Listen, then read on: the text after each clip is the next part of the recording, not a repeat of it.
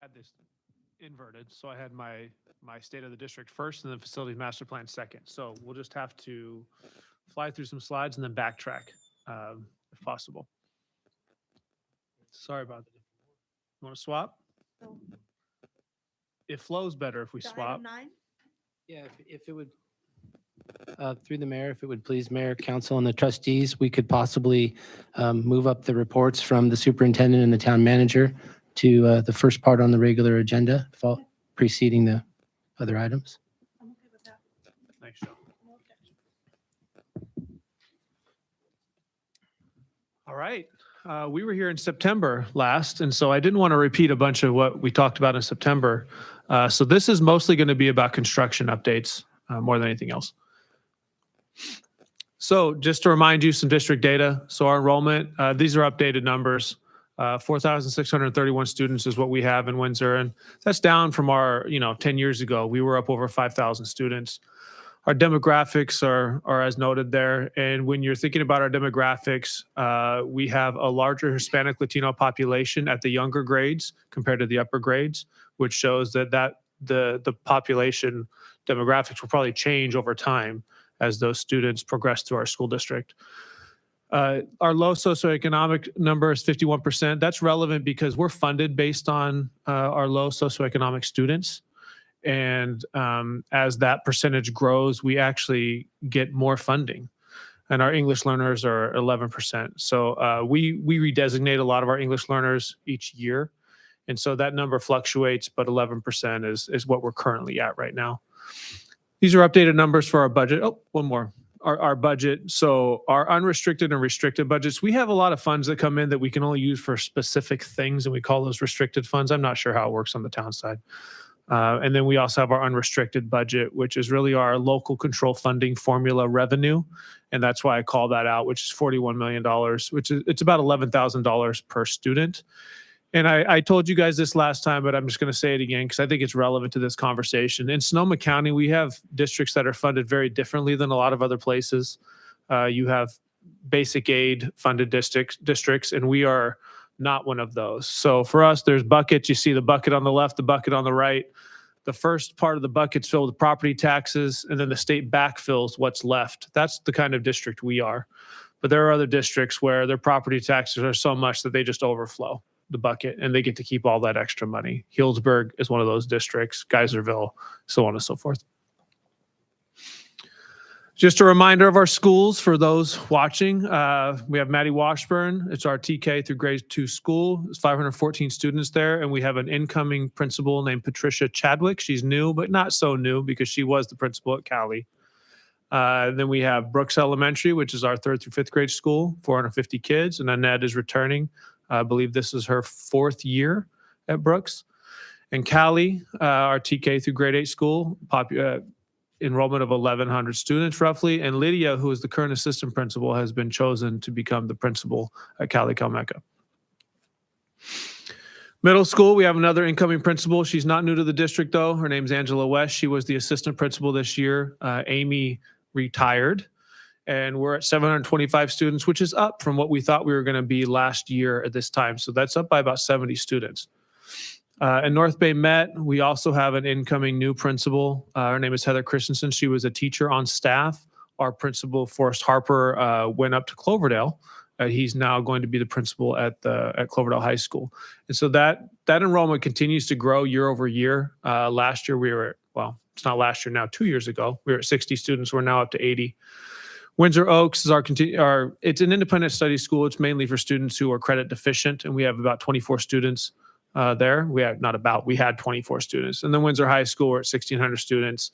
And we're currently advertising for that principal position as we have promoted the principal there, Brian Williams, to become the next assistant superintendent for educational services. So construction, like I said, this is mainly what I'm going to be talking about. So to remind you, we passed a bond in 2016. To date, we've spent almost all of those dollars. We have $3.5 million remaining from that bond. Next slide, please. And so the Cali project, which is almost done, ahead of schedule, which we're excited about. We replaced 13 old portables with 14 new classrooms. That was the, the diagram, but now we have some real pictures on the next slide. So if you look, oh, just kidding. Next slide. Forgot to take that one out after I cut and pasted it on the other slide. So this is Cali. So this is from the second story on the new building, looking out towards that playground area and the rest of the campus. And then if you go to the next one, you can see the whole building. So there it is. So we're not done, obviously. Going to clean all that up. It's going to look much nicer than that, which we get plantings and that bioretention area. But we're really close, guys. The rain killed us. So we thought we were going to be so far behind schedule, but Arntz Builders really came through. They're going to get this done before August, and they lost like 45 days because of rain. So we're super excited about this project. And it leads right into the next one, because if you look, oh, that's the inside of it. That's inside of one of the classrooms there. We're also replacing our TK portables. So if you're going directly east from the new building, we have some very old portables, 4 of which we own and 2 which were owned by ECC, which was our before and after school provider for some time. And we're replacing them. They're in really bad shape. And with TK expanding, we need 6 classrooms. The fact that we only own 4 of those classrooms and the other 2 we don't own was a problem. So we recently chose our contractor. It's Arntz Builders, and we're working with the same architect who did our facilities master plan, Trent Summers. So those are the areas being replaced, and this is what it's going to hopefully, well, not hopefully, this is what we're looking to put in place. If you look at the top, this has actually changed slightly because the modulars that we're going with were slightly longer. So that little green space is moving from that top spot to in front of the pink, the pink area. But we're going to have 6 classrooms that are going to look just like the ones on that picture on the left. The inside is what the mock-up is. They're at the bottom. And then the layout, they have bathrooms. They have a shared space in the middle. Very safe for our kids. So these little 4-year-olds, they don't have to exit the classrooms to go to the bathroom. And we really wanted to make sure we had green space because it's, as we all know, Cali doesn't have a lot of space. And so we're trying to find ways to make sure there's space for these kids to play. So that's what that green space is. And on the right-hand side, the darker green, that's the bioretention area. So we're trying to hide that in the back and then maximize how much space we have. That middle pink area is a playground. And that project, I didn't say it, but it was $7.5 million. So some of the bond went to that. Some of the funds that we received from the tribe went to that. Some of our own deferred maintenance funds went to that. We really pieced together the money to try to pull it off. That's my state of the district for the moment. Like I said, just construction. We don't have all of our results yet from testing and whatnot, and I didn't feel the need to go through the same things I went through in September with you. So. We'll move on to the manager's report.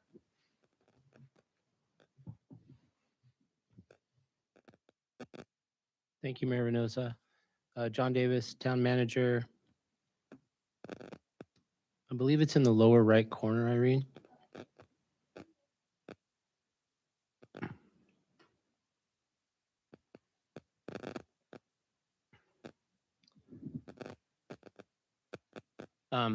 Similar to what Superintendent Decker said, I didn't want to recreate the entirety of the presentation we did in September. Less of a State of the Union, more of just a quick update on some projects that I feel touch both of our agencies.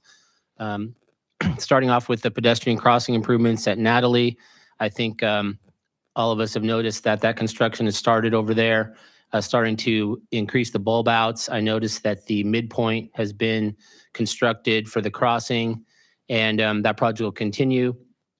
Right now, the target date is still to be done prior to school starting up, and they're moving quickly. So I think we might even be done by the end of July.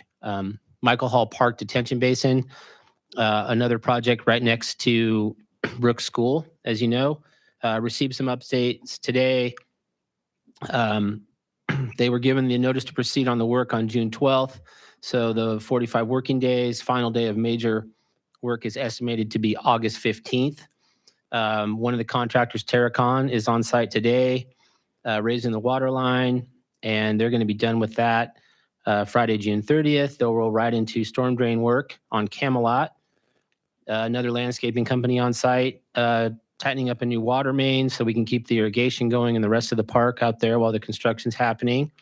And then OC Jones is working on the concrete and the mow strips. NorCal Concrete will be on site this week, finishing the walkways. And then the big part of the work will begin on the basin probably about July 5th. And they're supposed to be done pretty quickly there within a week of the grading. So that project's moving right along. A couple other projects that I thought touched the school in a way. The pickleball project at Hiram Lewis Park stalled a little, but now we're looking at getting going at the end of the summer and anticipating construction to start the fall of this year, finishing up by next year, so hopefully in the spring. Again, everything at Hiram, there's some joint use opportunity there for the middle school and the students to go back and forth. So we're thinking there'll be some use of those pickleball courts. I put the senior center remodel on here. If you haven't had a chance to go by the senior center recently, we finished the remodel. Olivia Lehman and her team, Aaron at the senior center, it really came out nice. And so as we know, we work with the school district closely under our joint use agreement and have different types of class parties, team parties, and things at our facilities. So although it's a little smaller, it won't hold the football team or the wrestlers, but it could hold another group, a club, or another smaller team that's looking to have an end of year party or a meeting or other. And it's really in nice shape now. So I just wanted to call that out here as a joint use opportunity. In community, we've done a few things. The Wisdom Tree mural, I hope everybody's had a chance to see it on the north side of the Huerta Gym. I grabbed this quote from the invitation. The week ago Friday, we had a really nice ceremony there. The mayor and others attended. It was quite touching, and it was educational just at that time. So, the invitation said to inspire and cultivate a greater understanding and admiration for our diverse communities. And I really thought that captured what I hope this mural can become, not only for the town, but hopefully the school district too. I might be out over my skis a little, but I envision kids coming down and having their class parties or enjoying the town green. And then maybe there's a learning opportunity to walk over to the mural. The Oak Grove's right there. And if that ever becomes something that schools are interested in, we can help facilitate that, make sure that there's chairs and seating and things for them to partake over there. Utility box painting program, again, back in full force. This is one of the older paintings, which has been next to Maddie Washburn for quite a while, but we have a new set of boxes being painted. You may have noticed just over the last 2 weeks, some of the artists out doing the work, and 3 of those artists are Windsor Unified School District art students, so from the high school, I believe. So that's a nice tie there that we're working with the school district. Another art project, Parks and Recreation just brought this to council last week, and it's the new set of the Town Green youth banners. And so these will go up around the Town Green and other places. You may recall we're also situated along Windsor Road down to in front of the high school. So these are the new pictures that were picked. That was a process that was really interesting this year. It actually kind of had twofold. It was a senior project for, I'm going to not say the last name right, Kate Chewidian. And so her senior project was to help facilitate the creation of the new set of banners. And they then worked with middle school students to come up with the 6 themes, and then the banners were created. So again, I thought that was a nice partnership and collaboration there, not only on the senior project, but also the banners themselves. Windsor Day Parade, again, will be this year on the 30th. This year it does fall in line with homecoming. So we continue to have conversation with the high school, with leadership down there and athletics to try to, really bolster that parade. And while it's for the entire community, make sure that the high school and Windsor Unified can participate. We'd love to get some of the youngers out there now and just have a robust entry from the school district. And then also being able to tag that with a celebration of homecoming. Some other items that I just jotted down, police department and emergency management team. So the police department continues to collaborate with Windsor Unified School District. I know that they're working with Pete closely as we are, Pete Sullivan from the school district side. I talked with Chief Roush, and they're just about finished with creating some crisis response boxes. They've been talking with members of the school and Jeremy's team, and that will be essentially something that every police officer will have, and it will have all the information and packets and different layouts of every campus. So if there was, unfortunately, the need for one of our PD to respond, they would not have to wait any longer than a kit ready to go that would show them all the ingress and egress points and other important information as they address the situation. Internally, again, working with the school district liaison, but we've restarted our emergency management team meetings, leaning back into training. And so we hope to continue to work with the school district and have them at the table as we go through that process. I did skip the hardening. I know there was a grant out to help some school hardening at the high school. It fell through, but I think we'll try again and see if we can get a little bit better hardening at the high school. Public Works internship program. This is something we're excited about, working with North Bay Med Academy. We haven't kicked it off all the way yet, but we got through the red tape side. And really what it is, it's an opportunity for some of the Met Academy students to work with the crews in water, wastewater, and streets as interns, get a feel for it, kind of that learn by doing, and hopefully create a pipeline for some of our local students that could, come up as they grow in the future and possibly become employees. Those wastewater especially, jobs are very hard to fill and find, those that are credentialed. And so it would be nice to give some young students an opportunity to get a taste of that and see if it's something they'd be interested in the future. And then the last one here is the Kaiser Park Pump Track, again, with North Bay Med Academy. They're participating in the development, the maintenance, and the fundraising down there. And so if you haven't heard about the pump track, it's essentially, it's a bike course where it's not for jumping, but you can maneuver the course by just using your momentum and pumping. And so it'll be placed on the currently the eastern edge of Kaiser Park. The Med Academy is going to be maintained with student participation. There may be an internship component there. The learning, learning through interest program, it allows some of them, the opportunity maybe for some elective credits for the project-based learning. So we're excited again about that partnership too. And I think that I'm probably missed something. We work together pretty well on a lot of things, but those were things that jumped out at me and I wanted to share tonight. Thank you. And actually, at this time, I want to actually open it up to public comment Okay. for either of the reports by the superintendent or town manager. So if anyone has any questions or comments, I'll start with the council and the trustees. Any questions on any? The only question, John, do you guys need dirt, that track? I don't know yet, but I'm sure they will at some point need some sort of fill. It- So yeah, I'll make sure that if you're Not permitted, I meant. if you're offering, I might have dirt yeah. You may or if I may don't have not. to do a permit. Rich, we'd be happy to take it at a reasonable rate. We'll talk. You can dump whatever you want in the high school parking lot, and then we'll truck it over. Maybe. Ask Jeremy. Thank you, Yeah, but Trustee it's- Carnation. Yeah, we'll share that with the. Vice Mayor? Jeremy, can you tell me a little bit, the socioeconomics, the 51%, how is that determined? Is it moderate income? I mean, that's how we deal with it. Moderate income's $100 and some thousand for a family of 4 in Windsor, I believe. I might be wrong about it, but it's.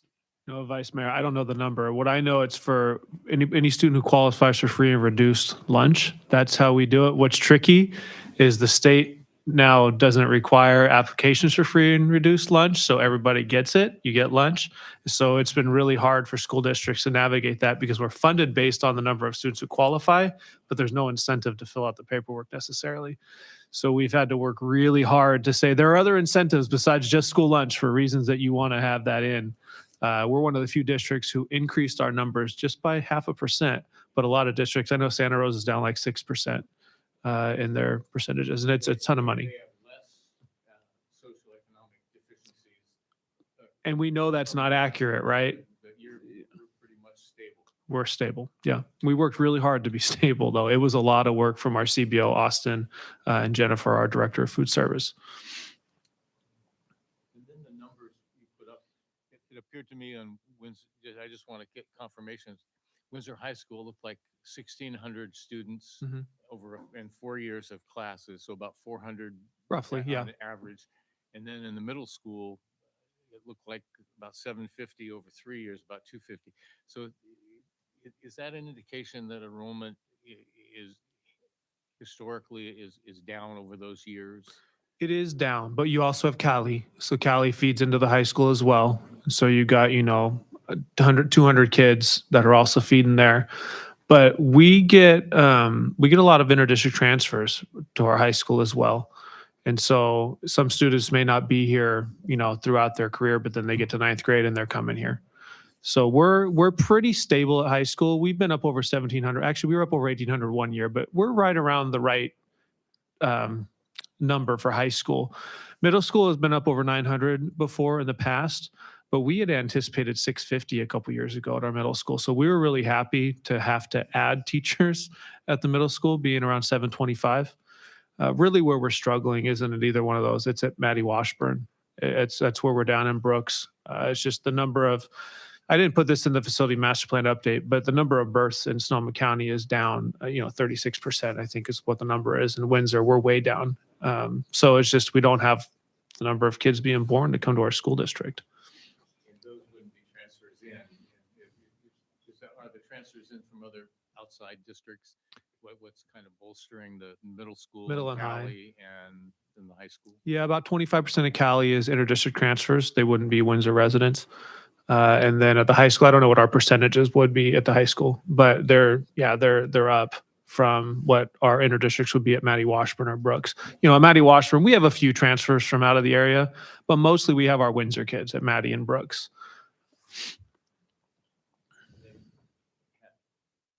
We're going to have significant amount of apartments coming on, so that's going to go into how you're going to be managing enrollment in the future. Is that? Yes, sir. I suspect we'll have quite a few young people. Well, That's the hope. and yeah. We estimate, so within our facility master plan, we also did analysis of we did a moderate enrollment projection based on what's being built. And, we get about one student per low income facility built and about half a student for a single family. That's kind of what we base our numbers on.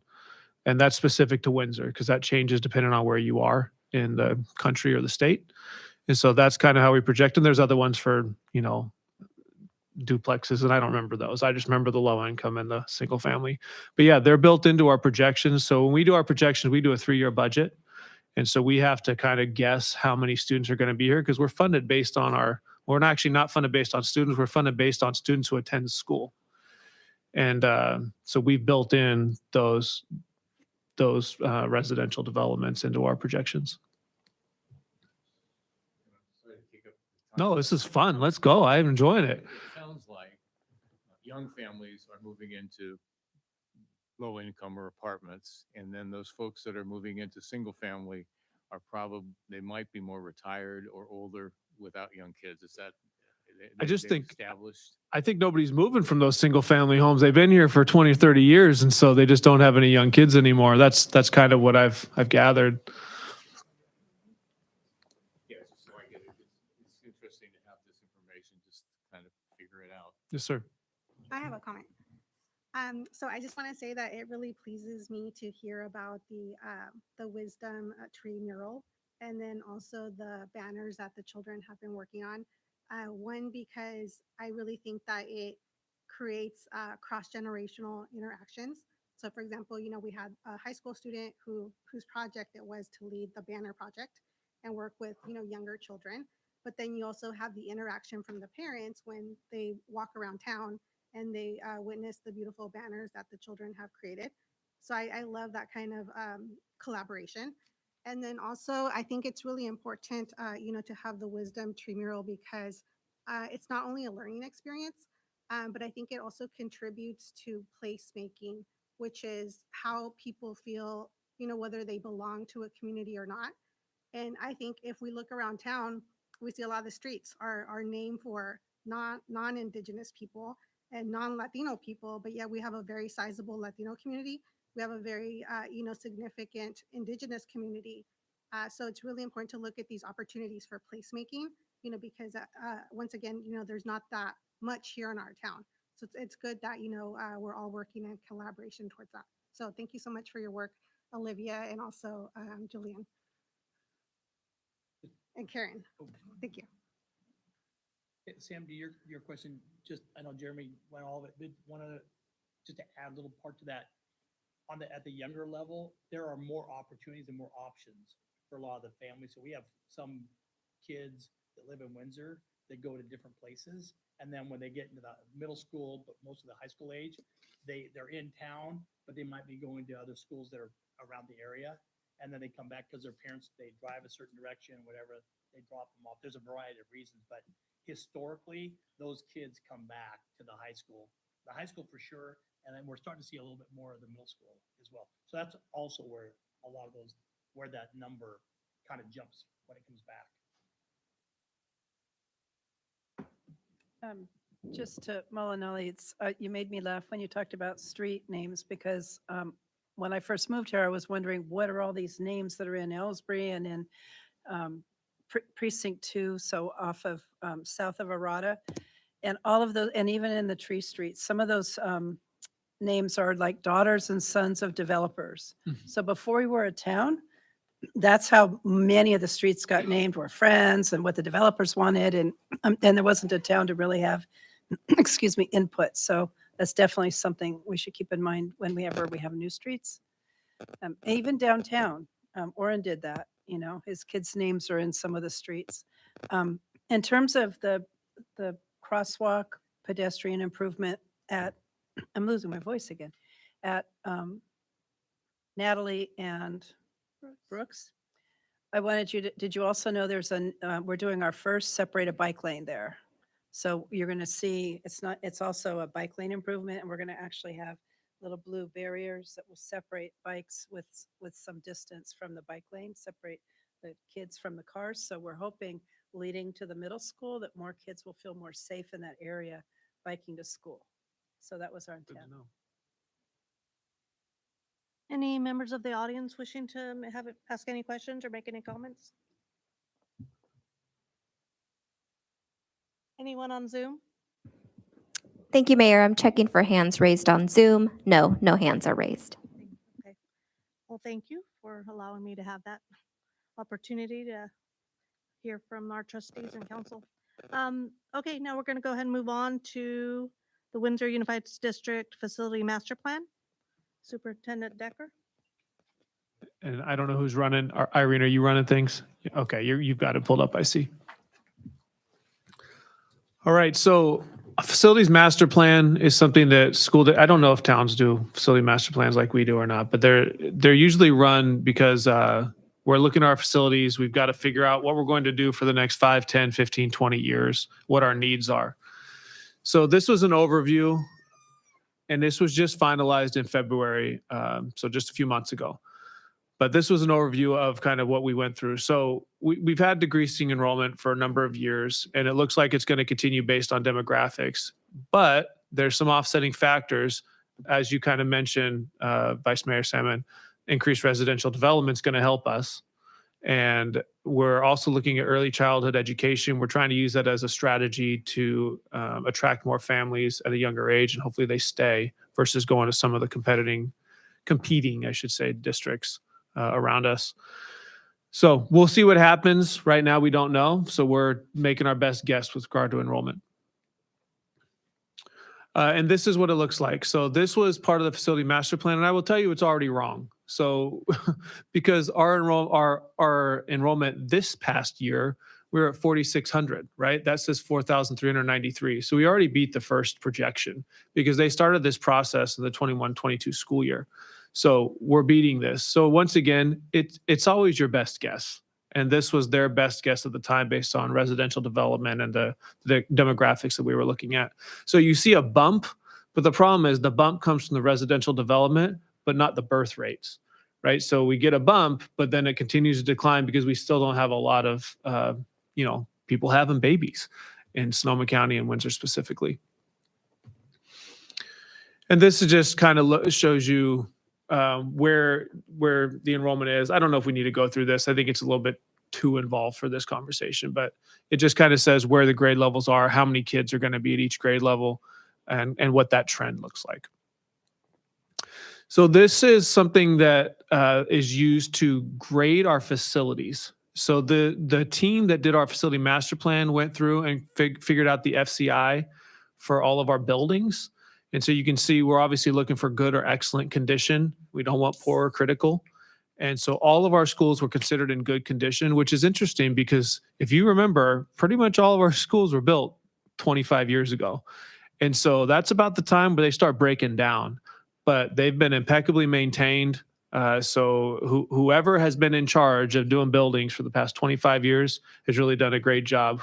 So if you keep going, so I'm going to share kind of what the costs are going to look like over the next few years based on these FCI scores. And this is just kind of how they determine them. You've got construction costs, you got your general conditions, required ADA upgrades. Anytime you touch a building, you're usually affecting some sort of ADA access, which you guys know. And then you have soft costs, which is your overhead. You're paying for architects and things like that. So this was our cheapest campus. They did this based on short-term needs, intermediate needs, and then long-term needs for the schools. And so Brooks, if you look, we have within the next couple of years about $2 million worth of needs. Nothing for intermediate, and then long-term needs, you got roughly $9 million that are needed. I want to say this though. So this is just like your roof. You guys know the age of your roofs? They're probably pretty old. So the age of your roof, well, maybe not for some of you, but the shelf life of a roof is somewhere between 20 and 30 years, but we don't always replace them exactly at 20 to 30 years, right? So sometimes you squeeze more years out of it. So these numbers here are showing if we were doing everything exactly right when you replace the HVAC, when you replace the roofs, that's what these costs are representative of. We would never have, you'll see, we're never going to have as much money as it takes to do everything perfectly in a school district. Next slide. So this is Maddie Washburn. You see we have about $5 million of immediate needs, a small amount of intermediate, and then some long-term needs. But we've done quite a bit of work at Maddie Washburn to offset some of these. And then you get over to Cali, and the needs get a little bit more, right? So short-term, we have $13 million worth of needs. We're addressing some of those things. TK addresses some of those. Then you have your intermediate and your long-term needs. And then you get to the middle school. And one thing you'll notice is it seems to get more expensive as you get to the higher age schools, right? And that makes sense. You have different specialized buildings, more specialized buildings when you go up in age. So Windsor Middle got quite a few needs. Now, having said that, we've done a lot with the roofs there. We've looked at our dry rot. We've replaced some of it. If we were to do everything on schedule, we have $22 million worth of needs. But once again, this school has been impeccably maintained, so we're going to try to squeeze some more life out of that and not spend $22 million in 2024, if that makes sense. And then you got the high school. High schools are always extremely expensive to upkeep and maintain. So about $40 million of short-term needs, and then you can read. I don't need to read the slide to you. So basically, all this to show our short-term needs. You add up all the schools, about $82 million. Intermediate, $8 million, and long-term, $24 million. I'll be honest, I was pretty pleased with these numbers. I've done this before in a previous district, and the needs were actually about the same as here in Windsor, and the district is a third of the size. So our campuses have really been exceptionally maintained. And, we have some things that we're going to have to do, and we're going to figure out how to do them. But all in all, this was a good report for us. So we did an activity, and we had a large group. We had about 25 people that were part of the facility master plan committee. We had community members. Olivia came. Rich sat on it. Malinali came to a meeting. So we did an activity where we said, okay, we have all these needs. Everybody's got a different idea. Let's pretend that we passed a bond in 2024. The district has $5 million. There's state funding that we can go get. Let's pretend we have $104 million. What are we going to do with that money? So they had us play Windsoropoli.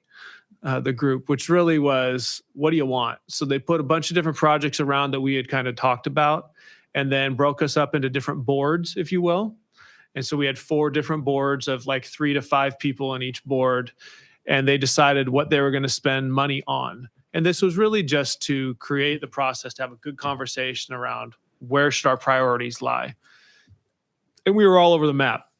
So if you look at the Board 3 allocation, you see it says Arata Lane. It's because we've talked about purchasing property north of Arata Lane, which we all know about. And if we did that, we'd be looking at potentially building a school there. And then they talked about, by doing that, we'd then have to, we were looking at expanding our big picture learning school, North Bay Met, and what that cost was. So they really just planted all their money in some big projects. Then you go to Board 2, they said, well, no, let's break it up. Let's do a bunch of different projects to really show how all that money can be spent. So we don't need to go through all this because none of this is decided. This was just an activity to get us talking and thinking. So you go to the next slide. This is what we discovered. What's really important to the committee, because again, this was a committee of a lot of different types of individuals, and is comprehensive early childhood education was important. So we talked about, expanding our pre-K and TK. Big picture learning, people were really excited about what we're doing at North Bay Met Academy, and that there are some opportunities for the district to expand that program and potentially increase our enrollment, which is what we need. And then Cali, we all agreed Cali needed some love. It's just when we look at Cali, it doesn't look like a campus that is super inviting. And so we know we wanted to put in some work at Cali to change that, and we've done that. 2-story building, the TK upgrades. We're hoping to really make that campus feel differently. It's actually being completely painted right now, every single building, because it's got different paint jobs. I remember when I first came here, I'd walk Cali's campus. I was, Rich, you probably remember. And I said, I can't have this be my school. It can't look like this because there were like 8 different color paints at the school. And there was just no continuity. So we did invest in painting the whole campus to make it match.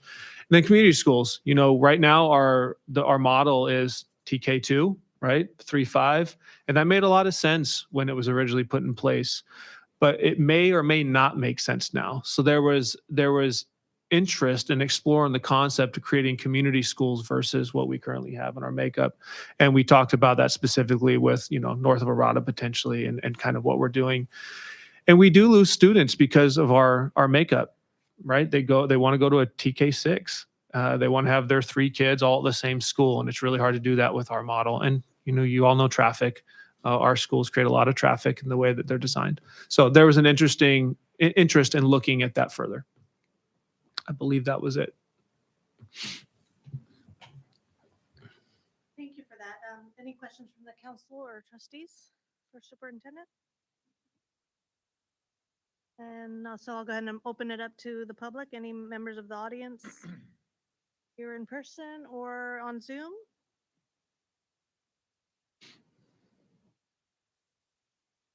No, Mayor. No hands are raised on Zoom. Okay, you did a great job. All right, I'll take it. So we'll go ahead and close public comment. Yeah, so I think any other discussion or input from anybody? Nope. Going once? Twice? Okay, we're going to move on to, thank you again for that Welcome. report. Update from our Director Lehman for our Kaiser Park Master Plan.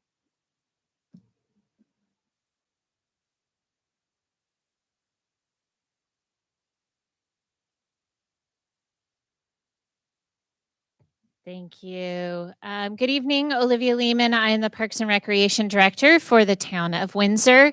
And I am very excited this evening to get this working. Oh, hold on.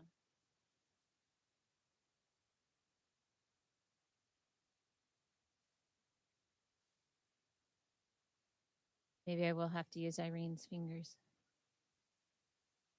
All right, Irene, you can just go. Ah, there we go. Okay. I'm very excited this evening to present to you the preferred alternative, which is the result of about 2 years worth of work for the Kaiser Park Master Plan update. So we want to share with you a little bit of what got us to today, and then give you an opportunity to provide feedback as we navigate through the remainder of this process. Just a little bit of lay of the land. The town is working with a great team from Gates and Associates, but we have everything from aquatic specialists, civil engineers, architects. We have financial team, as well as CEQA specialists that will provide us with a really comprehensive project and product at the end of this. While I am here this evening, we've got a great team that is going to help us create a dynamic report at the end. Just a little bit about why we are doing the master plan. The original Kaiser Park master plan was adopted in 2008, and we completed phase one in 2011, which was the creation of the 3 ball fields, as well as the playground and the frontage play space. And the phase 2 and phase 3, which were the community center and the pool, were always put off as future later. Both our general plan and our Parks and Recreation master plan call out for expanding of Kaiser Park and continuing the building and development of this plan. With the expansion, added about 5 acres of property. And so we needed to revise the master plan to ensure that both the facilities that we were calling out, as well as the location, were still relevant and appropriate for our community. And we've been using the term right sizing throughout this whole process, because we really needed to make sure that what we're developing through this process and this plan is really appropriate for not only Windsor now, but Windsor into the future. And so all of the facility master planning that the district has done and the long range forecasting on demographics all play into this concept of right sizing for the town as a whole. So here are the parcels that we have purchased. The town has purchased 3 parcels. We have called out here the 2 additional parcels that the school district has purchased, because that conversation will come into play as we talk about the alternative plan and design. But this is Kaiser Park, and then you can see the expansion potential that we're looking at adding into the master plan. There are some areas within the park that are restricted and are considered areas of limited change. What we call the Wall Street property, which is 625 Wall Street, which the town purchased at the end of last year, was purchased with open space, Sonoma County Agricultural and Open Space District grant funds, which will place a conservation easement over the parcel. And that will restrict what the town can do and develop on that property. The phase 1 of the original master plan was also developed with grant funds and has a similar easement already in place on top of that parcel. So we're well aware and versed in working with the Open Space District on maintaining public properties that is accessible to the community in perpetuity with these types of restrictions.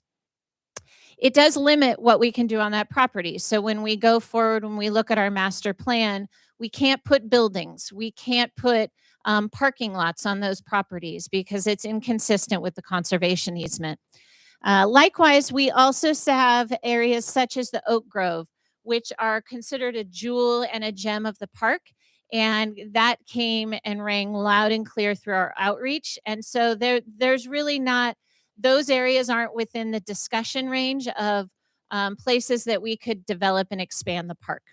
And so it really limits the areas that we're looking at for development opportunities as the new parcels, which is to the east of the park, which is 450 Duncan, 475 Ginny, and then the 2 parcels 476 and 488 Ginny, which are school district owned, as well as the older ball fields at Kaiser Park, which we call Yucatil and Bertozzi fields, and the dirt lot, which serves as overflow parking for some of the school events.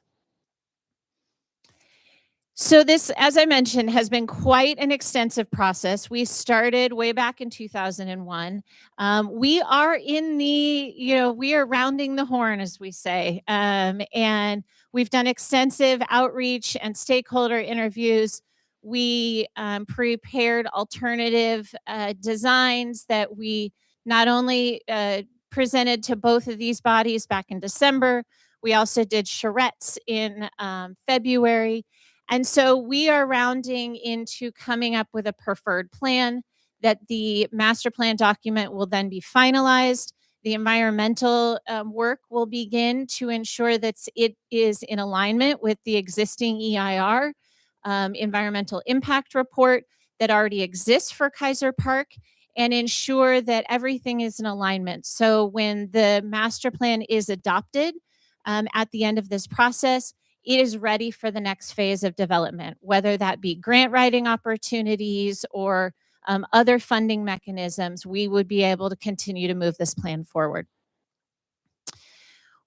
I mentioned outreach, and we have really tried hard to make sure that the community knows that we're talking about Kaiser Park and knows that we have some of these developments could potentially impact neighbors. So we have done focus groups, outreach events, pop-up events at the town green, at concerts, at farmers markets. We've done online surveys. We've done public meetings. We have sent mailers to the neighbors in all of the neighborhoods that surround the new parcels. We've held a new neighbor meeting specifically for those neighbors. We've sent letters to the neighbors ensuring that they are aware even of this meeting this evening. So we are hopeful that by the time this project is moved forward, that nobody in town will say, "Oh, we didn't know that what was going to happen at Kaiser Park." We really want to make sure that using all of our different platforms and opportunities to get out and reach the community through this process. As I mentioned, we had signage on the fence lines. We did surveys in English and Spanish. We attended not only community events, we did a design charrette, we held a webinar. We attended both town green concerts as well as cultural events on the town green. And we used high school interns to help with our promotion last summer. And they helped participate in farmers market events. And so that led us to some of these results. And I'm going to summarize them because you've heard them before. But some of the things that we heard was pedestrian flow and vehicle flow. How do cars and people enter and exit Kaiser Park?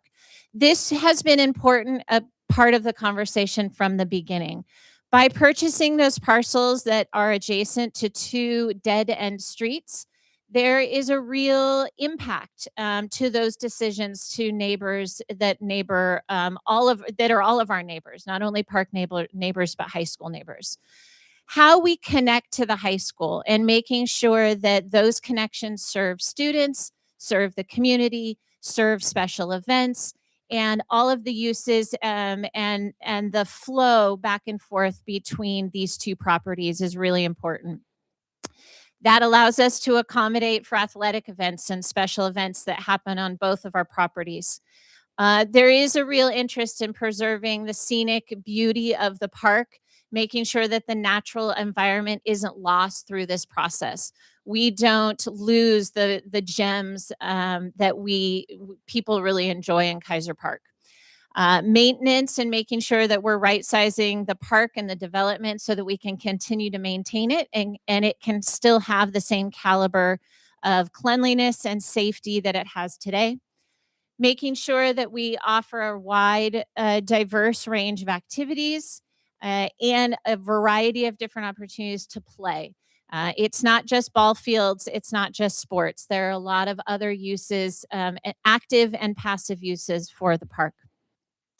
And then making sure that we have really flexible and multi-use spaces so that we don't have single-use spaces that sit vacant, 9 months out of the year or 6 days out of the week and are only utilized for a very finite amount of time. So making sure that we're really thinking through how we maximize the use of this park. This shows you just some of the surveys results.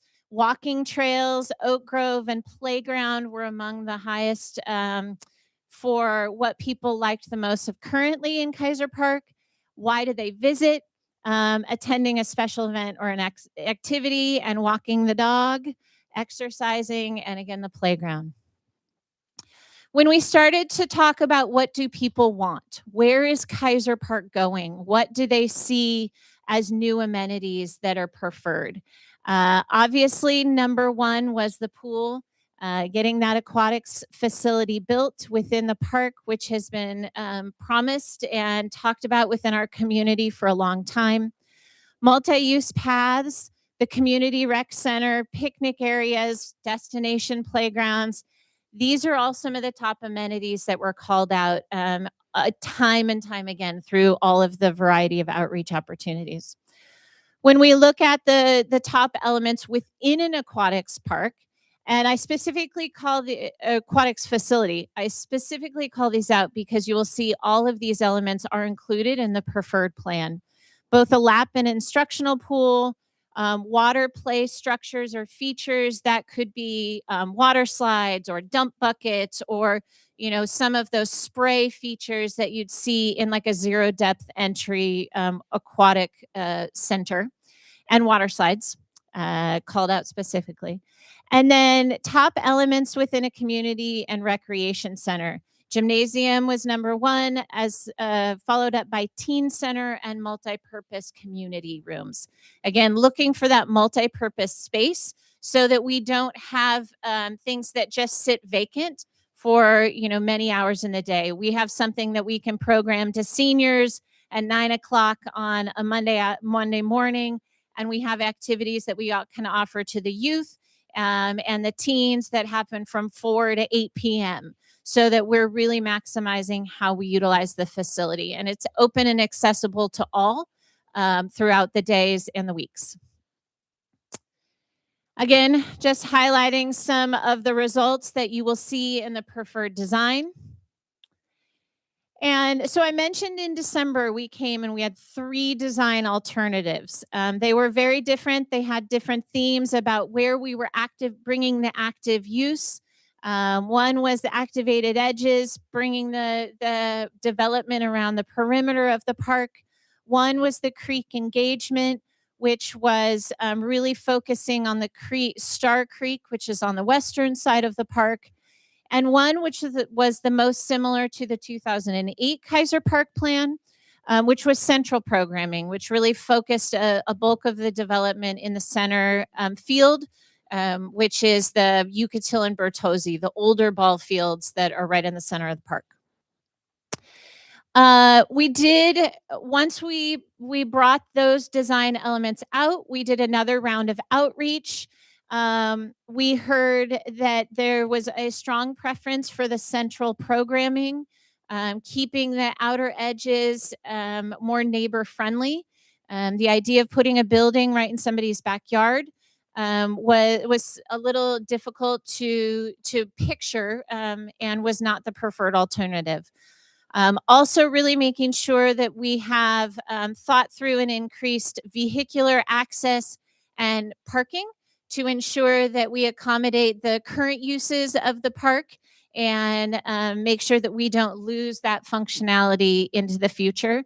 Really enhancing and expanding the natural play spaces, as well as trying to minimize the impact to the neighbors. And so this, I almost want to do a drum roll to roll out our preferred concept of the Kaiser Park master plan. And so you will see there are 8 key elements: the aquatic center, the community center, the parking lot, which serves both community center and aquatic center. There is a performance lawn space, and I will zoom in on all of these in the next slide. So I'm just calling everything out. We do preserve the oak grove, and while not demonstrated on this picture, there was a question last week, and the dog park does stay. So it's not depicted on here, but the dog park has proved to be very successful, and the dog park would remain in its current location within the oak grove. And then adding in multi-use sports fields with an expanded parking lot to the north and a natural play space and a natural area on the northern part. So I'm going to zoom in on some of these different amenities.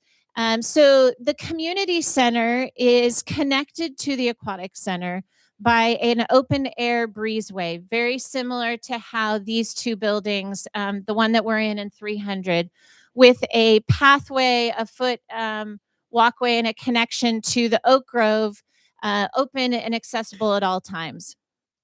Would be also available for outdoor events. This would have a full-size gymnasium, as well as a very large commercial kitchen that could serve events at the gymnasium. One of the things that we did here was the Vineyard Academy would have expanded opportunities for catering opportunities if they were off campus.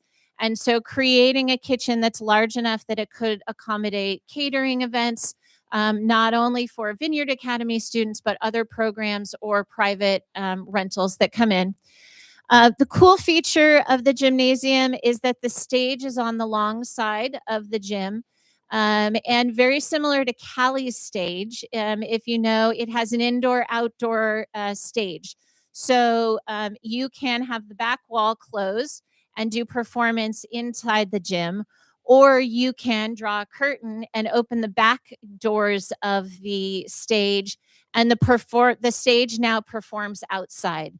So creating some sort of amphitheater style on the lawn that can be served by the stage that's accessible to the community center. So really trying to flex the opportunities both inside and outside performance space. We also talked about, while not demonstrated on this one-dimensional drawing, talked about having service windows that are accessible from the outside to the kitchen, so that if there were large events, you could then have concessions and different sales that could happen from the kitchen. So you would have service opportunities from both inside and outside that facility. There also would be a variety of multi-purpose spaces. Some things called out here, while obviously this is a one-dimensional box drawing at this point, spaces for teen center or maker studio or fitness space that could be multi-purpose classrooms. There's a lot of opportunity to further develop and dial down the programming that could happen within those. I think it's important to note that all of those program spaces have access to the outside, so that you can open up doors and you could do events in the courtyard. You could do an art class in a multi-purpose space that then could come outside and do plein air painting and watercolors.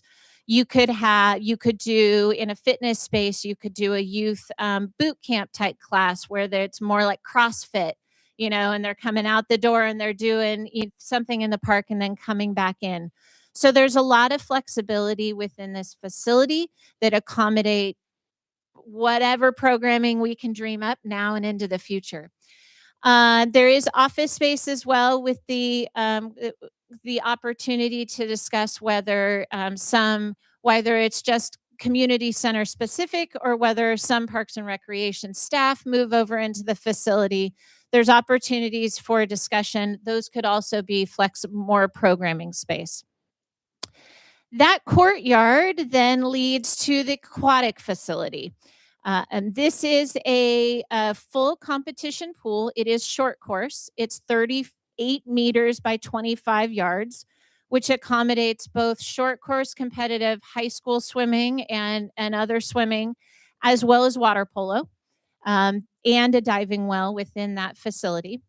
And then the second pool is a shallower pool for teaching, can be a warm-up pool for competition. It can also be water aerobics and swim lessons. Because they're separate bodies of water, they can be kept at separate temperatures and they can be programmed separately. And then you can see the water slide as well as the water play feature. A couple items to note, there is space on the pool deck for bleachers. So that is an option to add as we get further into the refinement of the design. But a couple things. There's a separate entrance that connects directly to the high school. You can see it as number 6 on that design, high school change. There's actually a gate entrance there that can be connected directly to the high school off of Jaguar, as well as separate changing rooms that are called out specifically that could accommodate both PE classes and swim team opportunities. Also, with the idea that there would be some sort of sliding fence or gate that would allow us to section off the 2 pools and continue to program while classes are going on. So there's some great designs regionally and locally about joint use facilities that allow both safety of the students and continue to maintain programming throughout the school day. So we were looking at some models and that can be further designed. There are also meeting rooms up top, which can be accessible and serviceable to the community center, which can allow for anything from birthday parties to rental events, lifeguard training classes. It can be meeting room for teams and all of that stuff. So trying to look at, again, maximizing program and opportunity. You can do rentals for birthday parties in those meeting rooms on the weekends, and lawn space and seating space, as well as shade. And I believe, it's not demonstrated on here, but we talked a lot about solar opportunities. But again, this is a single dimensional drawing. The third space is the northern parcel, the Wall Street parcel. This is the one that will be governed by a conservation easement with the open space district. This is where we're proposing to put the permanent pump track. As John mentioned, the pump track that's being proposed and will be installed is considered temporary. The great thing about pump tracks is it really is just dirt. And so we will maximize it in its current location until such time that we move forward with the development of those properties. And then we do anticipate that it's going to be very successful and well loved. And so we wanted to make sure that there was an opportunity to continue that programming. So we're proposing that this would be the permanent location of the pump track once the park is developed. There's also a natural play space. We're looking at more of a destination playground that uses natural elements. There's some great new play equipment that's really calls to the really enhancing the nature. And so we're hoping that we can bring some of those into this space. And then there is a large heritage oak tree right in the center of that parcel that we are expecting and anticipating that we will preserve through this project. So you will notice that all of the design is really circular, that moves in a circle around that tree, anchoring this whole upper parcel by that tree and the other native trees that are already there, meanwhile enhancing them. You can see paths of travel, ensuring that there's walkways and connection points. And then there is space for a garden up in the top, whether it be community garden or opportunities to further develop that. And then additional picnic areas, as we do know that the Oak Grove at Kaiser is very popular. And then lastly is the eastern parcel. This design and proposal does take the project all the way to the southern edge of the park and then the northern edge of the high school. There is opportunities to modify this given any direction. But right now, this is proposed as an all-weather synthetic turf, both ball fields and the soccer field. It would be a 330-foot by 210 soccer field, as well as 200-foot ball fields. And with that, that's a lot of information. We are receiving feedback this evening to take back to the designers for the final master plan draft. And we encourage all of those that are listening that may be interested in more about the project to visit our website, kaiserparkmasterplan.org. And that's all I've got. And I will keep this up. So if folks want me to go back to any specific slides for reference, I can do that. Thank you so much, Director Lehman. That was great. I'll go ahead and open it up for any questions from the trustees or council for staff. I don't have a question, but I just want to say, Olivia, you are the master of community outreach because you just managed to hit every single pocket of our community. And I remember, talking about this conversation about the Kaiser master plan some years ago and taking the online survey. And I was just so impressed with how well everything was organized and everything was in Spanish because I actually looked at their survey in both languages. So amazing work. That's all I have to say. Thank you. Any questions? Comment. Go ahead. On the last slide, the field, that guy right there, any rough estimates of what just that might cost? No. Okay, so not at this point, it hasn't been developed. No, we will, as part of our final project, we will have, or in the final report, we will have financial estimates, but we're still refining what we need to estimate before we actually put numbers to it. I'll circle back on all this after everybody goes through, but yeah, I was just curious if you had that information. I don't. Public comment? Questions? Could I, Olivia, did you say 200 feet? So Little League fields, Those are softball. softball? All right, I'm going to go ahead and move to public comment. Anyone in the audience, members of the audience wishing to make a comment may do so by approaching the podium. Anyone on Zoom, please raise your hand.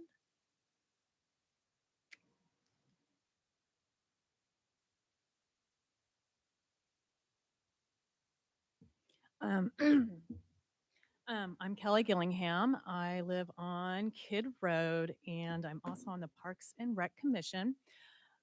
I've been following this project for quite some time. And when Director Olivia Lehman presented it to our meeting, I was floored. She hit everything out of the ballpark, literally. It hit everything that I felt everyone was talking about and wanted.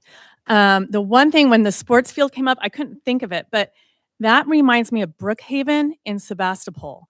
They have an athletic field like that, and they also have it may be like a 4 or 5 person with track around it. That could be another option for that, just because I think the high school track is closed and isn't really open for public. And I know I have a couple people in my household that want to run the track. So that's just an idea.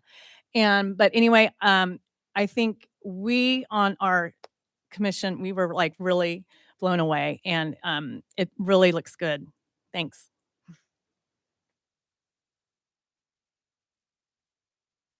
Anyone else on Zoom? No, Mayor, no hands are raised. All right, great job. I'll go ahead and close public comment. So yeah, any comments from the council or trustees? I'll let everybody else go first. One of the few comments was, Please. yeah, it's the first time I think I've seen this, and maybe the first time council's seen it.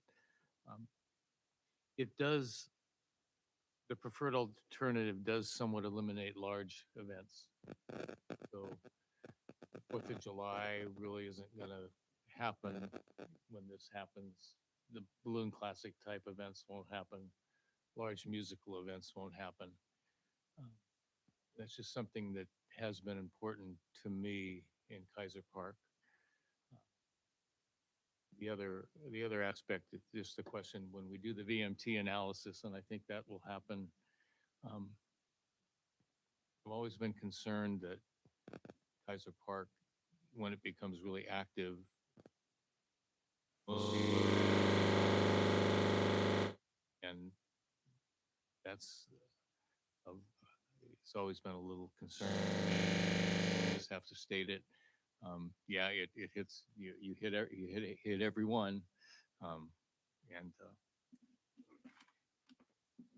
congratulations. So I have, I guess, a question and comment kind of feeding off of that.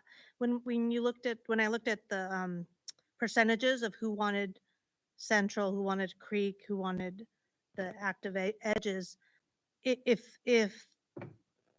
we only said, if we told the group again, okay, it looks like, most people want the Central at 46% in the second one. But now if we took the Creek option away, I wonder where those people would vote towards. And so kind of leading to that, if I'm a neighbor, do I want a building next to me or do I want a loud outdoor activity happening next to me? I don't know. I don't have that question posing me. I'm not sure what I would want, but I'm just wondering if that's something that's still possible to even look at anymore and to do that. So that we could possibly have large events at Kaiser Park. Just a thought. Okay. Any other comments or questions? I have one or a few. Um, Olivia's behind me. I feel weird having my No, back. she's over here. Right here. I She moved. relocated. I feel like everybody's Sorry. back to me. I participated in the survey as well. It was really detailed. I think you've done a phenomenal job. I was flying along thinking, okay, and man, I haven't seen this before either until tonight. So I couldn't see the little blue circles or anything, but I was flying along with the concepts note, especially impressed with how well thought out things were with the openings of the buildings. When I saw the amphitheater, that's something that Warren Parker always wanted on the town green. So I'll have to make sure he's there if there's any opening. I was flying along until you said artificial turf. And I went, So I actively opposed that. It's not environmentally friendly. You can't dispose of them. You can't recycle them. People that have done it before in schools are now turning away from it. So that'll be a big discussion item for me. And then in terms of everybody having to drive to this park, they don't. This is going to be very bikeable, especially when we do the East-West 101 undercrossing. It's going to be bikeable from the east side. And the more we say you have to drive there, I think the more people will drive there. This really is a bikeable town. Our diameter is really small. And all we have to do is look to July 3rd and watch everybody walk home from Kaiser Park all the way down to Hembry and beyond at night at 10 o'clock after the fireworks, because they know not to drive with all that traffic. I just see hundreds of people walking at night. And so if we can do it at 10 o'clock at night, we can walk half that distance in the day or bike. And so that would be our goal, I think, is to make sure that everybody bikes to these everywhere around town and we get more of those separated bike lanes. So I think that's how we should frame that message. But yeah, my big thing was the turf. So we'll talk about that. But good job. Great job. Anyone else? Mr. Carnation? So, really awesome plan, and I wish we could have it tomorrow. I know it takes time, but it's congrats, really well done. I guess and I was just passing notes in class like a 7th grader with Deb here, but how do we pay for this? Sorry, I don't know who that question goes to, but I'm just curious, where this, it looks beautiful, it looks expensive, and I would I'll support what we have to do to get it done. I'm just curious, how do we do it? We will, as part of the final master plan, have a financial strategy that has both the project phased out as well as recommended strategies to fund it. We don't have that. We need, we have to work our way towards it. So we have to know what it is that we're going to fund and then build a strategy towards that. That was a key point of right sizing it. So if you say, if you want it all, yeah, you can have it all, but can you fund it all? And so really making sure that we don't get out ahead of what it is that we need and then we work on a strategy. It is sort of a chicken or an egg. We don't know how much we need to go out and get until we know what we're going to build. But we anticipate coming forward with a final plan with a few different strategies that council can discuss and give further direction on. So just a quick follow-up. So is there an opportunity to do this piecemeal, like as funding comes in? Like, could we start with just the aquatic center and then move, and then 3 years later we get the funding for the multi-purpose field, and then we get the amphitheater? Like, can we do it like that? Yeah, Okay. we will phase this project very similar to how we phased the original master plan, which was phase 1 was done. And then phase 2 and 3, were listed out there and called out. What we know is that we are not competitive in grants, both state and federal and private, until we have a plan like this with a document that has the environmental work done and has everything lined up. So doing this process gets us one step closer to being not only competitive for grants. We know that there's parts of this that the open space would fund in development for a future grant to them. But they're going to want to know what it is they're funding. And so we're charging along on this project so that we can get the final document and then really refine strategies on funding mechanisms. But yes, to your answer, it can be phased. Mhm.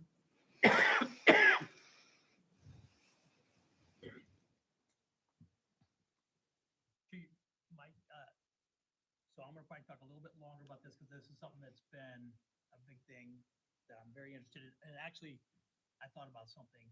You asked about earlier in the disclosures, whatever you want to call it, conflicts of interest.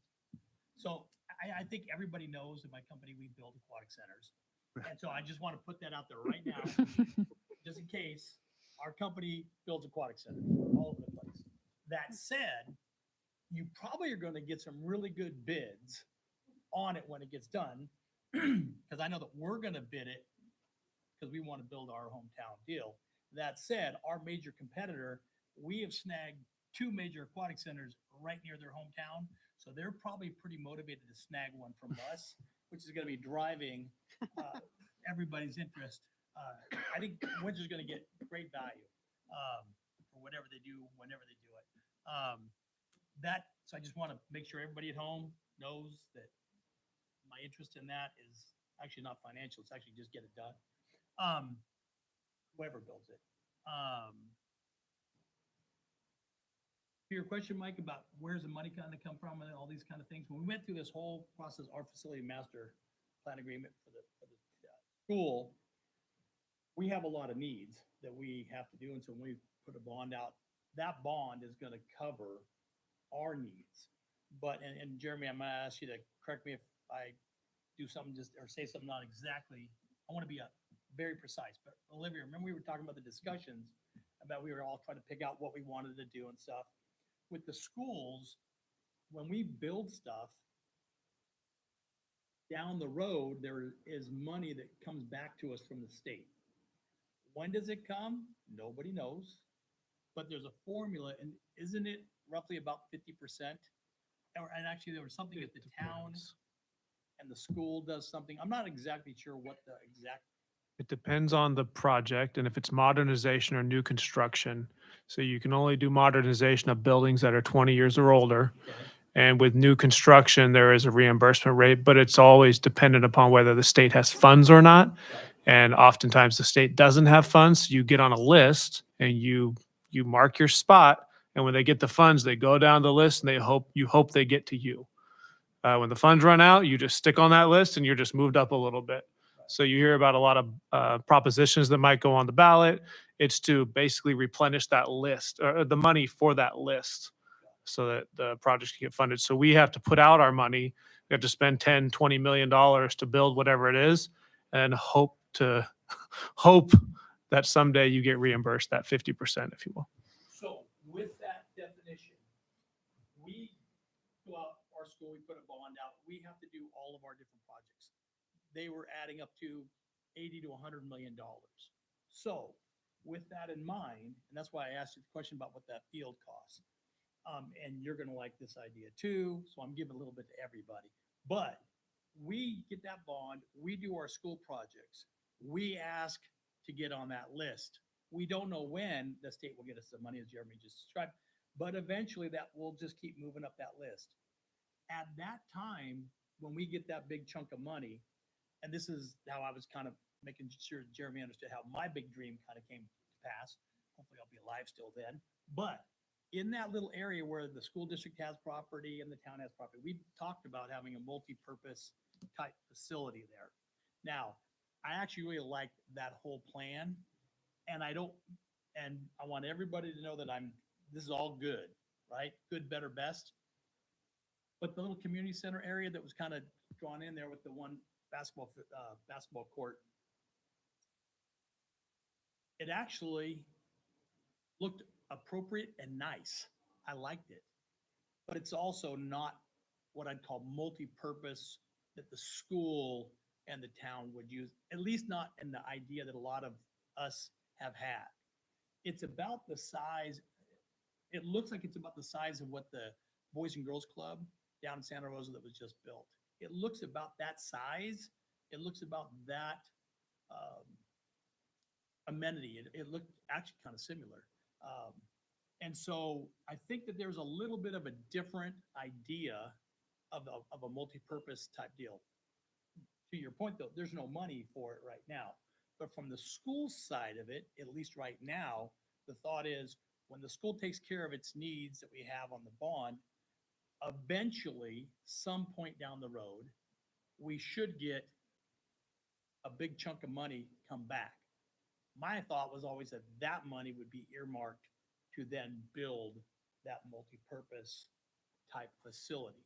How the town does. Can I help, Rich? Sure. So one of the things, we did an estimate of what those dollars would be based on our current buildings, because that's how we get funded from the state.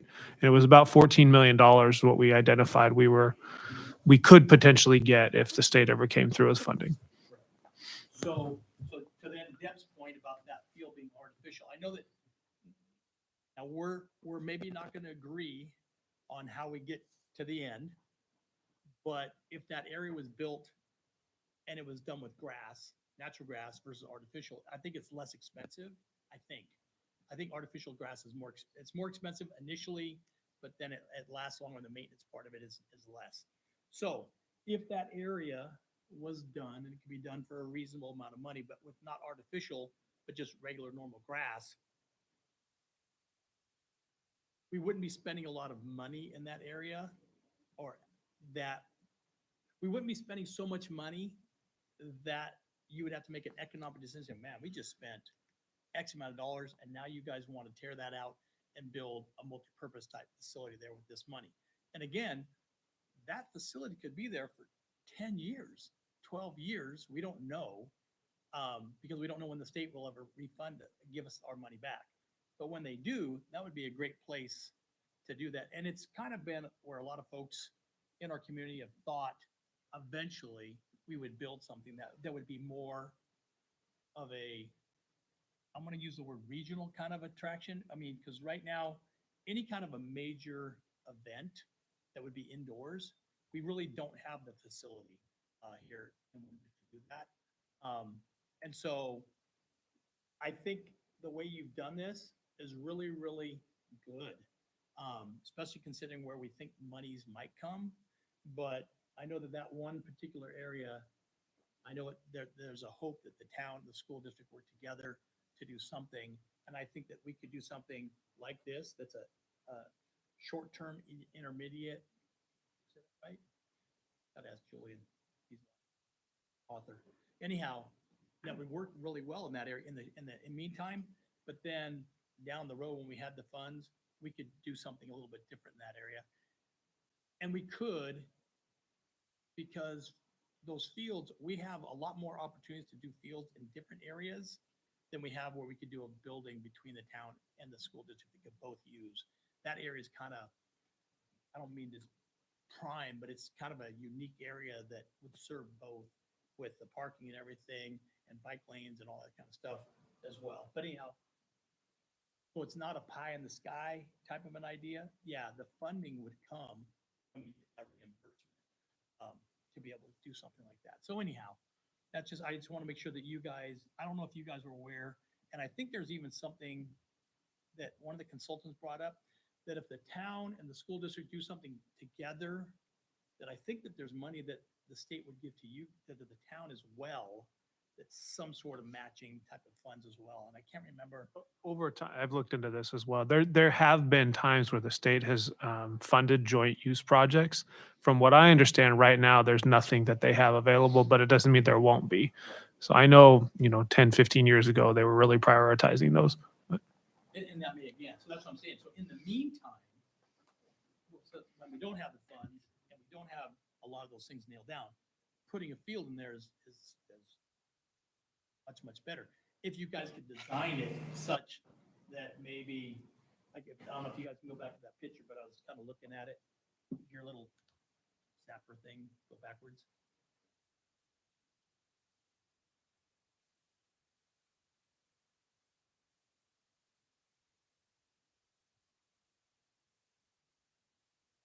Thank you. Just up in the top, you see, I guess you said it was a softball field? Yeah. But, so maybe that is designed such that maybe that softball field, the one of them would still stay there. And then the buildings and stuff would come down. Basically, I think that little line, I'm not sure if that's where the school district property is or not, where that one little dash line is across. I guess that's the soccer field part. But anyhow, however it comes about down the road, but if you, in your program, you think, hey, somewhere down the road, this could be a facility in this one area, design that such that part of it doesn't have to ever be replaced. I just say, again, I think it's really, really good. In our wrapped up comments, I've got something that I want to say that, about why we're doing all this stuff or whatever. But anyhow, Olivia, I think herding cats is tough. Herding adults is tougher. And getting everybody to actually kind of agree on something is value dinner. So anyhow, it's really nice. Okay, any more input from the trustees or council? I just had a quick question. I was just wondering, Olivia, what would be the capacity of that community building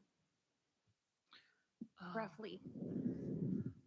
Oh, I don't even know if I could speak to that. I mean, is it about the size of like Bertha Gymnasium, for example? It's larger than that. It was spec to be a high school size, like full competitive high school size gym, with room on either side for spectators. So not the full bleachers that you have at the high school, but you would have a, full size court with maybe 3 to 4 sets of bleachers high. Vice Mayor?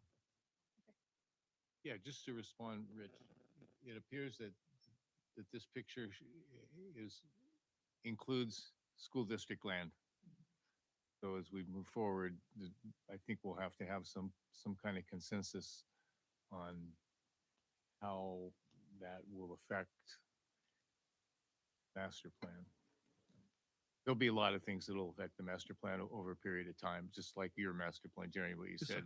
Yeah, because we say we have to do this, things change and we go forward. But that is something that we'll have to consider pretty carefully, because this is including land that we don't own or control. And when I say we, so I'm making this dividing line, which is really not a line that I want out there. We is everybody here, but as far as entities, it's different entities. And we have discussed that, and I've discussed with Olivia as well and John, and I just want to make it clear, from our standpoint, we want a partner.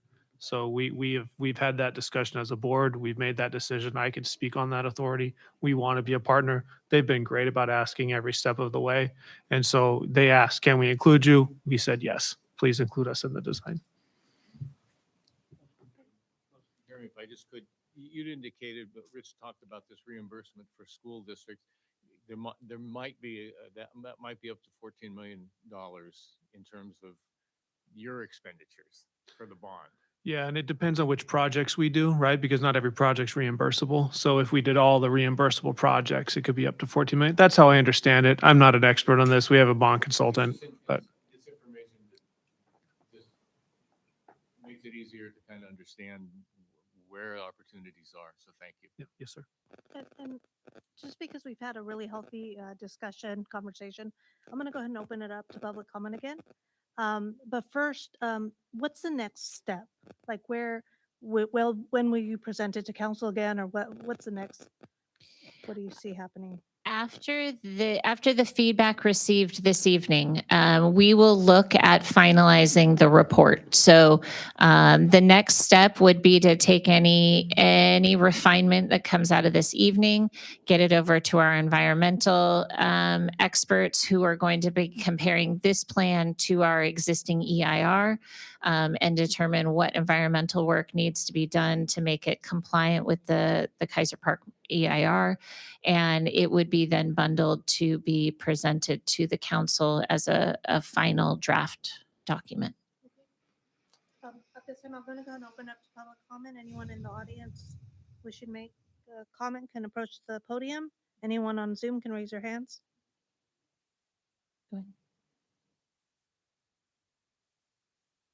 Kelly Gillingham again. There was something I forgot to mention, and I know Mr. Salmon brought it up. The Kaboom and big events. I think we have to look outside the box.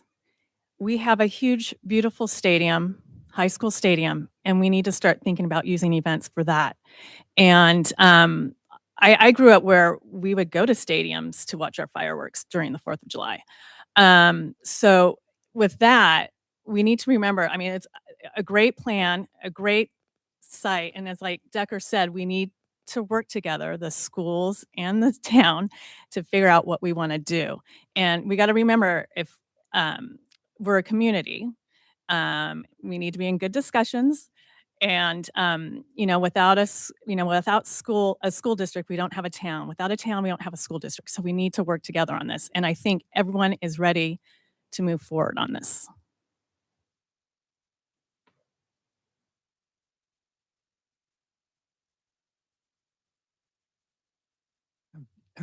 Julian Cohen. I'm just going to leapfrog on that idea. If we created festivals, events in Kaiser Park and started to think how one could monetize, I think that's what you're getting at, right? How you could monetize it. It'd be so much fun because it'd be building community as monetizing. And Rich, I'm not going to say anything about that. You said you didn't need to make money if you built the Aqua Center. I'm not going to mention that.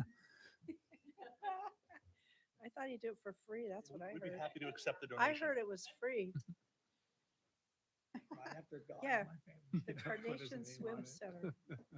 That would make you competitive. That would make you competitive. It's funny how they pick what they want to hear. Huh? They have like red flowers on the outside, carnations. We have another public comment. Save me. Oh, I'm sorry. I'm here. That's okay. So I'm Karen Alvis and I live on the east side of town. I'm not really worried, Sam, how I will get to Kaiser Park.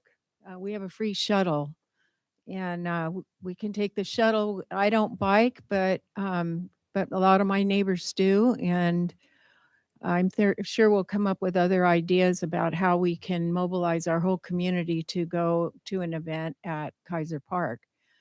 I love community events. I love community projects, and I would love Rich Carnation to be involved in that swim center, whether he sits on as a trustee or not. I know maybe legally that can't happen, but it would be awesome if we had a local swim center contractor to be involved in this project. So, yay, Rich. And I'm not saying free because I know you always get worried that I want something for free. I'm not saying that. Olivia, you've done an awesome job on this project. And I know I've said this like 3 times. I love the pump track. I love that that's going to attract kids that are riding all over town using every possible way to use their bikes in risky ways. And I hope that they will go there and get some of the adults in our community off their back. That's being quite honest. Some people don't like it when I talk this way about our youth, but anyway, I'm glad that they're going to have a spot, and I'm glad that Jeremiah has spearheaded this through the Med Academy. I love that. And I also like the way you did the opening up large walls to bring in the outdoors and the indoors out. I love all that. I'm excited about what that possibility could be for our community because we really need performing arts. And that can be a really good place for it. We hear over and over they want to start Shakespeare again outdoors. That would be an awesome situation for Shakespeare. Yeah, so congratulations on how far you've gotten it so far. And I'm really happy too about the school district and the town working together because I've lived here long enough to remember it when it wasn't like that.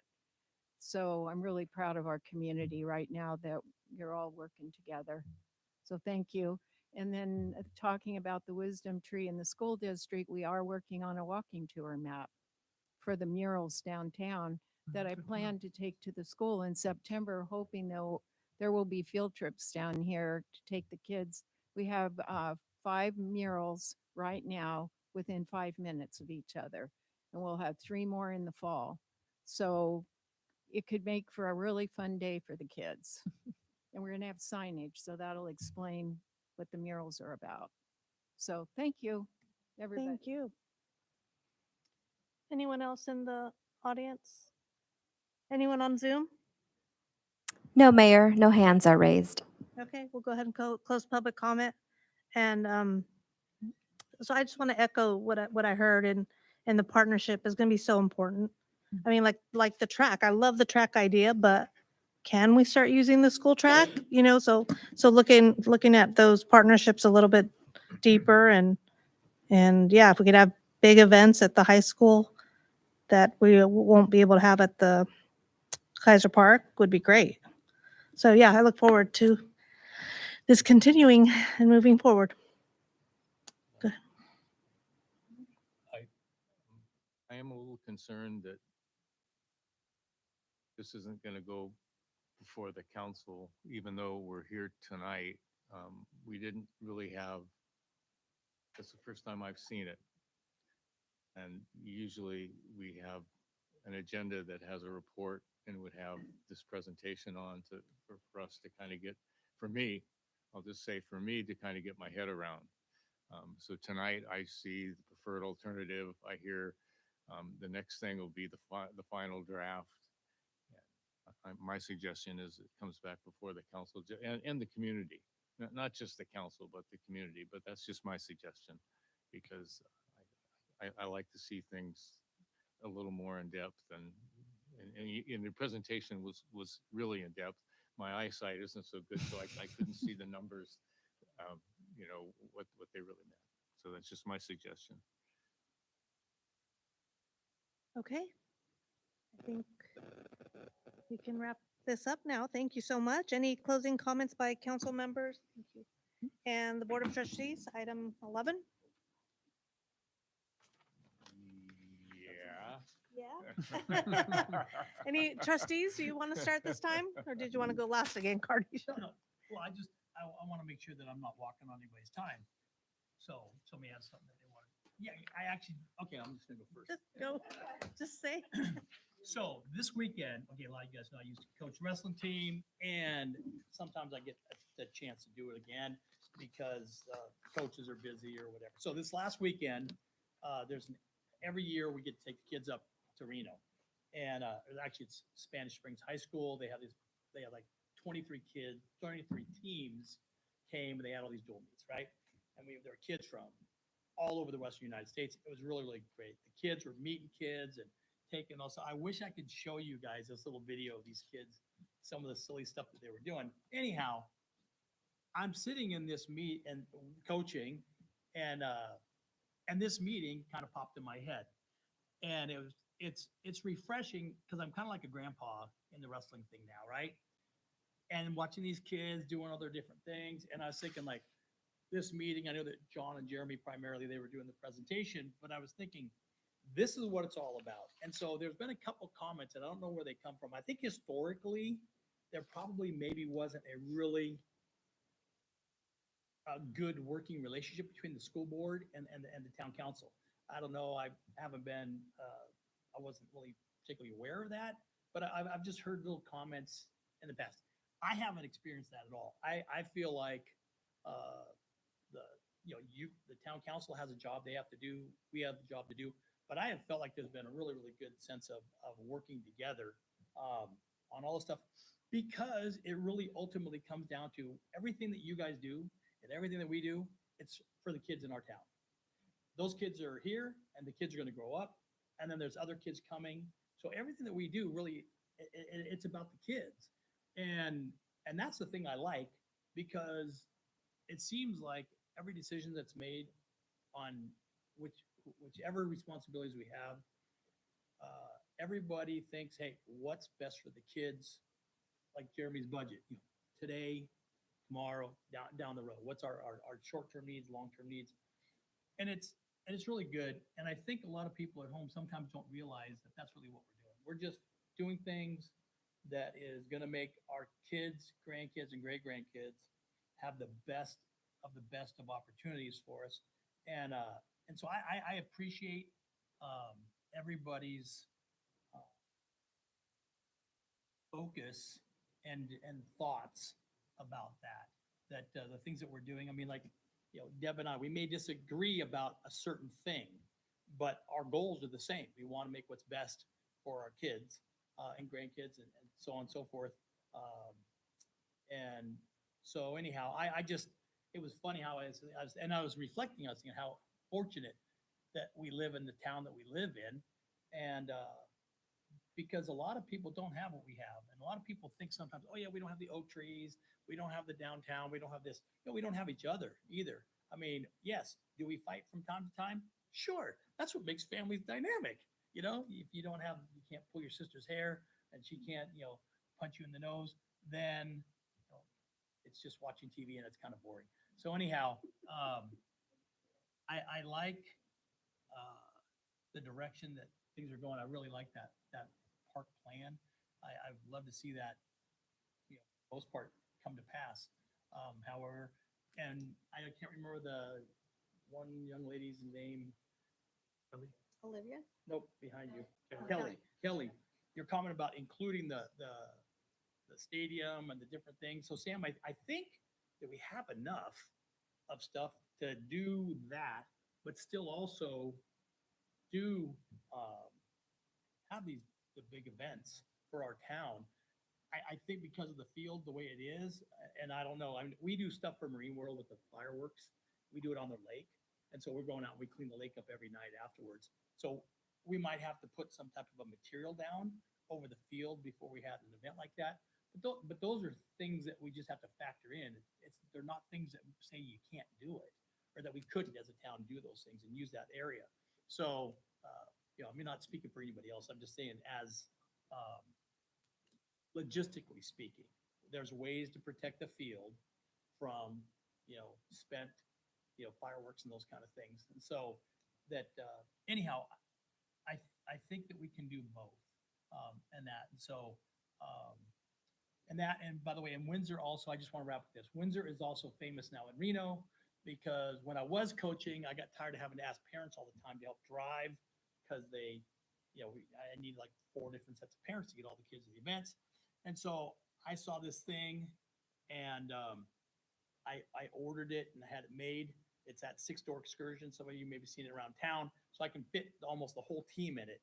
And it's great. So when we went up to Reno this weekend, there's like this ginormous rodeo that's up there. And when we pulled into the hotel, they let me park right in the front because they said it was the nicest cowboy Cadillac they'd ever seen. And then all these kids come piling out. And it's out there in the yard because I haven't had a chance to change yet. So if you guys want to see it, it's really nice. We call it the Jag Wagon. So anyhow, but thank you guys for getting together. I appreciate everybody's, let's do whatever we can for the kids. And I think all the families at home with kids and without kids, all appreciate that. Thank you. Any other trustee or council comments? Okay. Go ahead, Vice Mayor. The Rich and Sam show. The Rich and Sam show. No, that's not true at all. I did want to indicate, much like what Rich says, in the last few years, I've kind of changed my perspective in what the town is and what it might be. For many years, it was all for me kind of about sustainability and footprint and being conservative in terms of the environment. And then more recently, it's been about family-friendly small town. And you say, well, recently, that's what Windsor's been about forever, right? That's the moniker, from, again, my opinion. But I've taken it a little more serious. And so the glasses of sustainability have kind of changed for me. And it really revolves a lot about the school district, and not the school district, but schools. For me, I think that's what people really want is, and that's how we achieve it, is through raising children in a town. And Jeremy, when I met with Jeremy, it had to be a year and a half or 2 years ago. And he put forth his vision, and it kind of hit home for me, and that my goal overall is generational, which I think we've talked about that.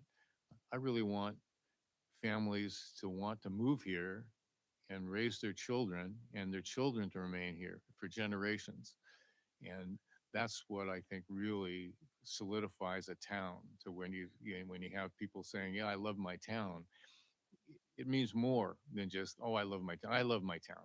Because that's kind of the moniker, family friendly small town, but it has a deeper meaning. And it's one that we really take a lot of work. That's what I've been telling people. It's not going to come easy. And a lot of the things that I think we're trying to do are hard in terms of trying to really establish this family friendly. And to have people want to move to Windsor because of the schools is really key to me. And be able to say, yeah, Healdsburg's got a lot to offer. They got a lot of money. Cloverdale's great for older people.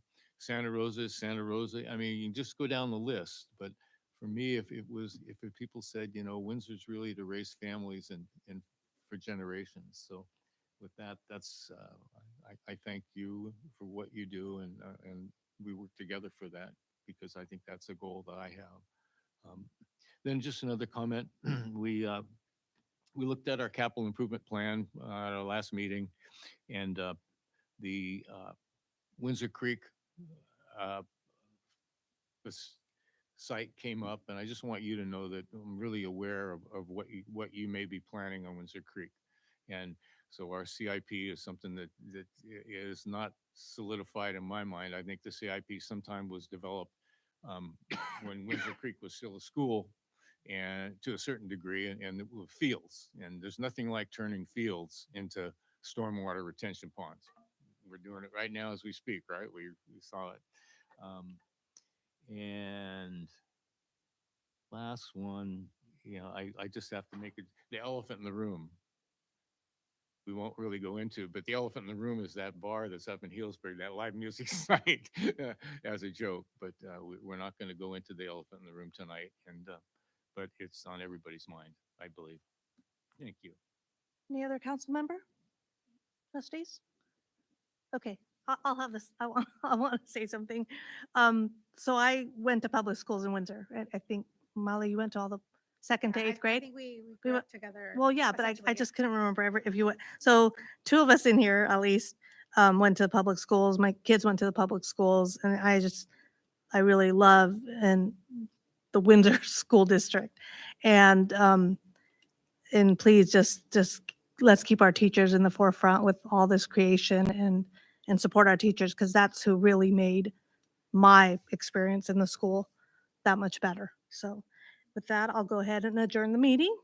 And I'm sorry, can I say oh, one thing just because? I wanted to have the last word. No, go ahead. Go ahead. It really, No. no, it really touched me what you said because you're right. You know, we grew up, I think, in a similar way. You know, just because I think in both of our families, both sets of parents, you know, were agricultural workers, right? When my parents first immigrated here, and I think, you know, what has been difficult for me as far as witnessing the change that has happened in the town of Windsor is that, you know, back in the day when I was growing up, it was pretty easy for a family that worked in agriculture to be able to afford living in Windsor.